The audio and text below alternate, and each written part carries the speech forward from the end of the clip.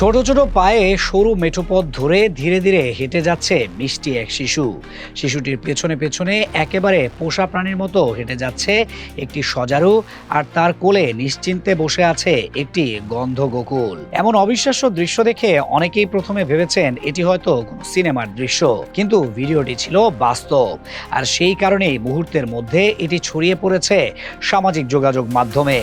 আর এবার জানা গেল সেই ডিজনি প্রিন্সেস খ্যাত মেয়েটির আসল পরিচয়। তবে ভাইরাল হওয়ার পর ভিডিওটি নিয়ে শুরু হয়েছে বড় ধরনের বিভ্রান্তি।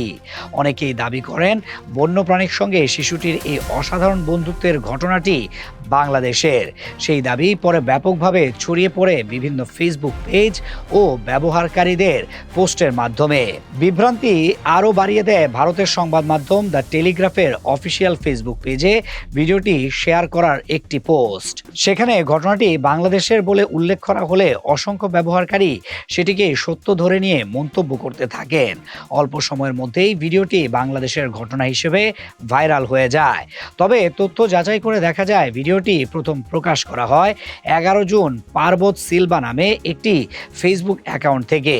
ভিডিওর ক্যাপশন ছিল সিংহলি ভাষায়, যার অর্থ বড় বোনের সঙ্গে ধান খেতে যাচ্ছে ছোট ভাই সজারু। শুধু এই একটি ভিডিও নয়, একই শিশুকে নিয়ে আরও কয়েকটি ভিডিও ওই অ্যাকাউন্টে রয়েছে।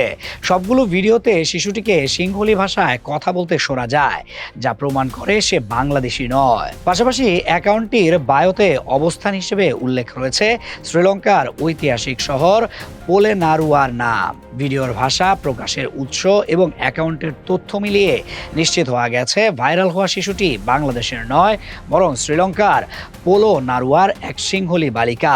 অর্থাৎ বন্যপ্রাণীদের সঙ্গে তার মায়াময় সম্পর্কের এই ভিডিওটিকে কোনো তথ্যভিত্তিক যাচাই ছাড়াই বাংলাদেশের ঘটনা বলে প্রচার করা হয়েছে। তবে ছোট্ট এই রাজকন্যা ও তার দুই অদ্ভুত সঙ্গীর দৃশ্য যেন ভাষা আর সংস্কৃতির সব বিভাজন পেরিয়ে ছুঁয়ে গেছে কোটি মানুষের হৃদয়।